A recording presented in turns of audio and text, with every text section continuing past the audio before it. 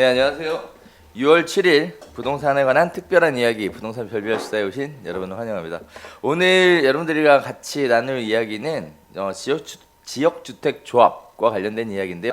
지역주택조합이 근데 뭐예요? 누가 얘기해 주실 거예요? 지역주택조합이 뭐예요? 지금 주택법이란 법이 있어요. 네. 옛날에 이제 이게 법이 주택건설 촉진법이었거든요. 네. 그러니까 그 법에서 집을 살려고 하니까 아파트를 분양받거나 살려고 하니까 너무 비싼 거예요. 그래서 네네. 비싸니까 그러지 말고 우리가 조합을 결성해서 같은 동네 지역들 주민들끼리 조합을 결성해서 같이 땅을 사서 같이 집을 짓자. 이런 식으로 주택법에서 정하고 있는 어떤 방식대로 집을 짓는. 사람들이 예. 그냥 돈 모아서 땅 뜻이 맞는 우리가 사람들끼리. 돈 모아서 땅 사서 네. 우리가 집을 짓자. 이게 이제 주택 그게 주택조합이군요. 조합. 최근 2년간 6만 가구가 공급이 됐었다고 해요. 그 매년 해마다 공급이 지속적으로 증가하고 있고요. 지역주택조합 설립 인가 현황도 보시면 매년 큰 폭으로 증가하고 있습니다. 특히 2015년, 2016년도에 굉장히 많이 증가를 했는데요. 이렇게 지역주택조합을 짓겠다는 조합이 늘어나는 이유가 있나요? 저는 이게 자꾸 모든 현상이 다 데자뷰예요. 저는 지금요. 네. 2002년도, 2003년도에 계속 그 같은 현상들이 같이 벌어지고 있거든요. 근데 이게 그 가장 쉽게 일반인들한테 돈을 빨리 끌어모으고 청약통장 없어도 되니까 빨리 끌어모으고 그래서 시행자들이 빨리 추진할 수 있는 방법 중에 하나가 이 지역주택조합인데 근데 대신에 그러다 보니까 문제가 많아요. 아마 제가 보기에는 이제 곧 문제들이 막 이제 터져나가기 시작을 할 것 같아요. 네. 네. 그러니까 이렇게 조합이 많이 늘어나는 이유가 사업이 쉽기 때문이다. 모집이 쉽기 때문이다. 모집이 네. 쉽기 때문이다. 사업이 쉽지는 않아요. 사업이 쉽지는 네, 않은데 네. 모집이 쉽기 때문이다. 네. 왜 모집은 왜 쉬울까요, 우리 강소연님? 일단은 지금 사람들이 지역주택조합이 항상 이제 그 홍보하는 포인트가 뭐냐면요. 네. 주변보다 저렴한 시세. 제가 좀 전에 말씀드렸지만 주변보다 우리가 저렴하다. 땅 사서 우리가 집을 짓자. 네. 출발 자체가 마인드 자체가 이거니까 네네. 어떤 공사 이윤이라든가 이런 게 시행 이윤이 많이 배제되고 우리가 이제 결국 우리가 사업 시행자가 돼서 그 이윤을 다 이제 부담금으로 녹여서 네네. 분양을 하니까 뭐 좀 저렴할 거다. 그래서 네. 저렴한 분양가, 주변 시세보다 저렴한 분양가로 주로 홍보를 하고요. 그러면 이제 내 집 마련 또는 대부분의 이제 아파트 부동산 경기가 달아오르고 나면 껐떡하면 경쟁률 뭐 몇십 대 1 나오잖아요. 네네. 청약해도 안 되는데 이거는 새로 아파트를 짓는 건데 조합원 가입을 하면 내가 새 아파트를 주변 시세보다 저렴한 분양가에 받을 수 있을 것 같으니까 네네. 매수자들은 혹하는 거죠. 예. 그렇군요. 혹하니까 네. 쉽게 가입이 돼. 쉽게 모집을 할 수 있어. 그러니까 어떻게 되겠어요? 많이 하려고 하는 거죠. 공급을 많이 이제 그렇게 모집하면 쉽게 사업을 할 수 있을 거라고 생각하니까. 이게 지역주택조합 사업의 제가 보기에 가장 큰 문제는 뭐냐면 토지 매입을 쉽지 않다는 거와 그다음에 매도 청구도 또 쉽지 않다는 거와 그렇게 됐을 때 비용이 계속 증가가 되면 그거를 같이 부담해야 하는 구조다 보니까 그거를 이제 뭐 다 그렇지는 않겠지만요. 일부 조합에서는 그거를 이제 계속해서 일부러 증가시킬 수도 있는 거고 그게 이제 참여자들한테 전가가 되다 보니까 오히려 일반 분양자보다도 더 사업이 진행이 됐을 때도 불구하고 더 비싸게 될 수도 있고 많은 소송에 연루가 될 수도 있죠. 제가 제일 피해자인 게요. 이게 재개발하고 상관이 없거든요, 이게. 근데 항상 이게 제가 데자뷰라는 게 항상 이제 이쯤 되면은 경기 과열이 되면 지역조합이 막 활성화되고 맞아요. 그다음에 이제 그 중에서 뭐 많은 부분이 또 막 사고가 터지고 구속이 되네, 뭐 어떤 조합장이 자살했네, 미국으로 튀었네, 뭐 네. 돈을 들고 튀었네, 뭐 뉴스가 막 나와요. 그러면 그렇죠. 이제 조합 방식은 문제 있네라고 해서 이게 재개발하고 같이 연관해져 버리는데 이게 사실 그렇죠. 법도 전혀 다르고 네. 방식도 전혀 다른데 그렇죠. 근데 이제 단지 그냥 뒤에 조합이라는 단어가 붙으니까 네. 지역 조합 사업도 이제 재개발 사업인가 보다. 근데 그건 전혀 다른 거죠, 이제. 정리 한번 해보자면 그래요. 지금 말씀들 쭉 나눠보면 지역주택조합의 장점이다라고 하면 일단 첫 번째가 청약통장이 필요 없다. 그죠? 그다음에 전매 제한도 없다. 그리고 분양가가 저렴하다. 그리고 분양가가 저렴한 이유가 시행사의 이윤이나 금융 비용이 들어가지 않기 때문에 거기에 따라서 약 10에서 15% 정도 저렴하다.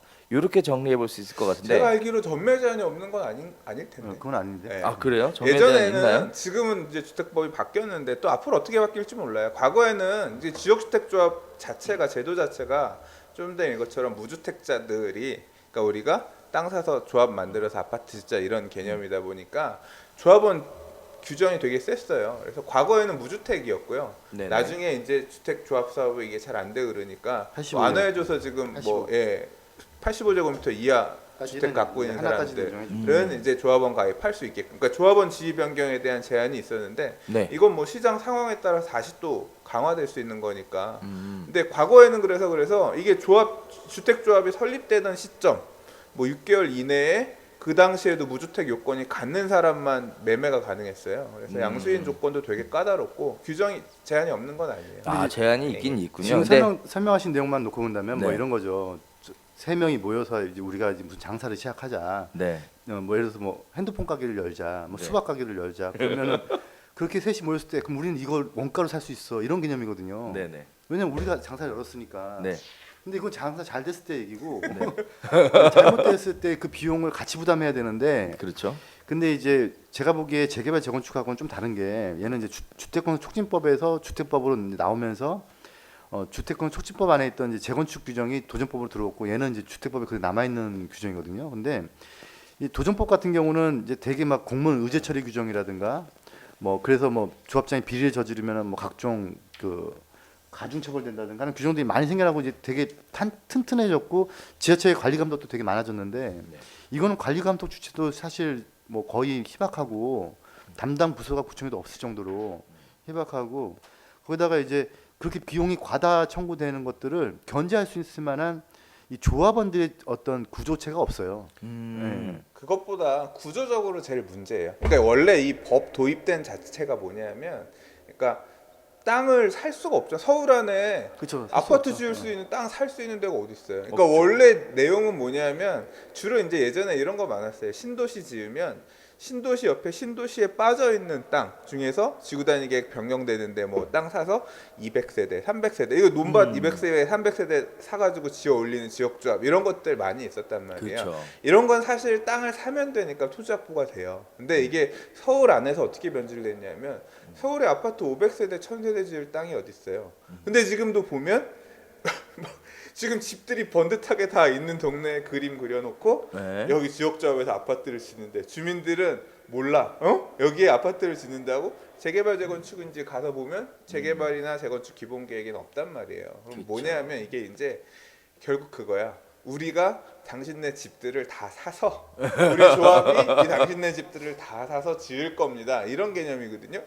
집주인들 입장에서는 엥? 난 팔 생각이 없는데 사실 그렇잖아요. 거의 이제 그런 그렇죠. 거거든요. 최근에 대형 할인마트들이 많이 이제 할인마트를 열려고 이제 땅을 막 샀어요. 이제 지방도 그렇고. 근데 샀는데 이제 할인마트에 대한 이제 뭐 홈플러스 이마트 이런 것들에 대한 규제를 많이 했잖아요. 그렇죠. 뭐 네. 격주 뭐 네네. 그것도 하고 막 네, SSM. 예, 네. 해서 막 하다 보니까 그 땅들을 이제 처치 곤란해가지고 이제 그 땅들을 민간한테 이제 팔아서 민간 업자들이 이제 그거를 가지고 지역조합 사업한 사례가 꽤 있어요. 최근 한 2, 3년 정도에. 근데- 마트 부지르. 네. 아, 괜찮네요. 그런데 이제 그런 경우를 제외하고 말씀하신 것처럼 그냥 사람들이 많이 살고 있는 데를 이 사람들을 이제 조합원을 끌어들이고 다시 추가로 조합을 모집하고 하는 과정에서 매집이 다 되면 문제가 없는데 그쵸. 예, 매집을 사실 그 매집이나 토지 사용 승낙을 95% 받는다는 게 생각보다 어려워요. 그러니까 구조가 그게 문제인 거예요. 안 그래도 그런 문제 때문에 이슈가 끊임없이 되고 있는 게 지역주택조합인 것 같습니다. 지금도 뉴스 보면은 이런 얘기들이 있어요. 의정부에서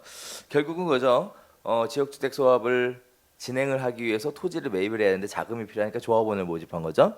그 의정부에서 사업이 마치 금방 진행될 것처럼 이렇게 얘기해놓고 조합원을 모아서 모집을 해서 계약금으로 440억 원을 모았는데 돈을 여기저기 다 공중분해가 되고 150억만 남았다. 당초에 확보됐던 부지가 93%라고 얘기를 했었지만 실제 확인해 보니까 1.6% 선이었다. 뭐 이런 얘기가 지금 계속 근데 나오고 그거는 좀 있습니다. 그런 기사는 확인을 해볼 필요가 있을 것 같아요. 그러니까 이게 매입은 안 했어도 보통 이제 지역주택조합 하는 사업 시행자들이 돈이 없잖아요. 결국 빌려와서 돈을 줘야 되는 건데 보통 그래서 매매하겠다라는 계약서 정도 쓰고 토지 사용 승낙서 받아서 가거든요. 그렇죠. 퍼센트가 아마 어느 정도는 있었을 거예요. 이 정도 낮지는 않을 것이다. 그렇죠. 아무래도. 그거는 말 그대로 사기고.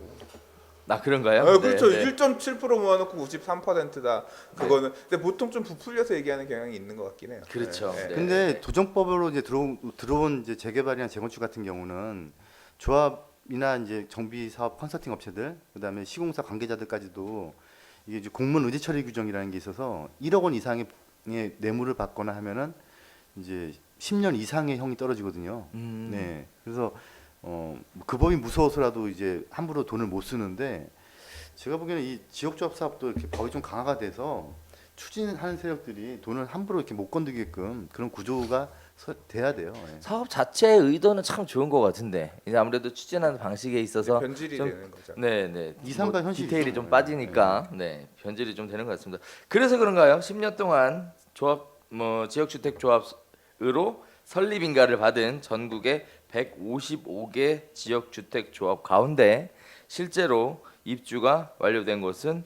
21%에 불과하다라는 생각보다 많은데요. 통계가 발표가 됐습니다. 생각보다 조그만 많네. 데는 다들 된다고 보는 거고 네. 네. 지역조합으로도 큰 데는 잘 어렵다고 보는 거죠. 마무리돼서 입주한 단지들 많이 있어요. 그러니까 뭐 그렇게 다 깎아내릴 필요는 없다고 그럼요. 생각하는데 지역주택조합 아파트 주의에 대해서 뭐 어떤 거 있을까요? 뭐 항상 이제 이런 일에 다 비슷한 건데 결국은 추진 세력들이 얼마큼 도덕성을 가지고 있는지 그거 어떻게 하는 거예요 그거를 그래서 베껴봐요? 제가 결국은 이게 아. 구조상 문제가 있다라는 게요. 네. 그걸 볼 수 있는 어떤 기준대가 없어요. 네.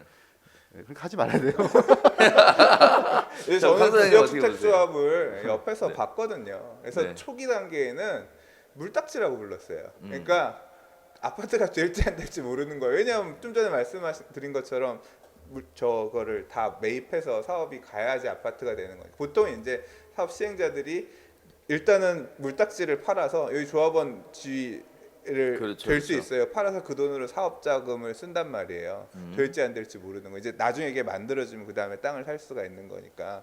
이제 가다 보면 또 항상 무슨 문제가 생기냐면 1차 추가 부담금이 얼마 나올 것 같습니다. 그러니까 뭐 추가 부담금 예상 금액 얼마를 포함하더라도 괜찮다 안 괜찮다 2차 3차 뭐 입주할 때까지 계속 항상 이런 부분들이 주의할 점 하나 있네요. 이게 볼 수 있는 게 한 가지가 있긴 있네요. 뭐야? 말씀하신 네. 것처럼 토지 매입이 그만큼 되어 있는지를 그거 보는 게 제일 그거 중요해요. 확인할 수 있는 방법이 없어요. 그게 또 예. 없어요. 마지막에 제가 꼭 한 말씀 드려야 될 게 네. 있어. 네.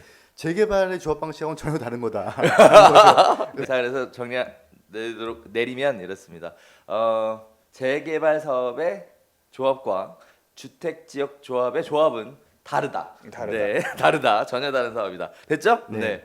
자 이제 확인할 사항들 쭉 얘기를 나눠보면 이렇습니다. 토지 확보가 됐느냐를 확인하는 게 중요하다. 그렇지만 토지 확보를 확인할 방법이 없다. 이렇게 말씀을 주셨는데요. 저는 크게 두 가지 말씀을 더 드리고 싶어요. 일단은 자금 관리를 신탁사에서 하고 있는가에 대한 내용 확인이 가장 기초적인 확인 내용일 것 같고요. 그다음에 시공사가 어느 시공사가 진행하는가, 그래서 국내에 일군 시공사가 진행하는지 이런 내용까지 확인해 보시면 그나마 좀 안전하게 접근할 수 있지만 아까 말씀드렸다시피 사업 성공률이 21%밖에 안 되는 굉장히 낮은 성공률을 보여주고 있기 때문에 아무래도 지역주택조합에 투자할 때는 신중을 기하여야 되겠습니다. 자 오늘 저희가 준비한 소식은 여기까지 마치도록 하겠고요. 우리는 다음 주에 다시 인사드리도록 하겠습니다. 감사합니다.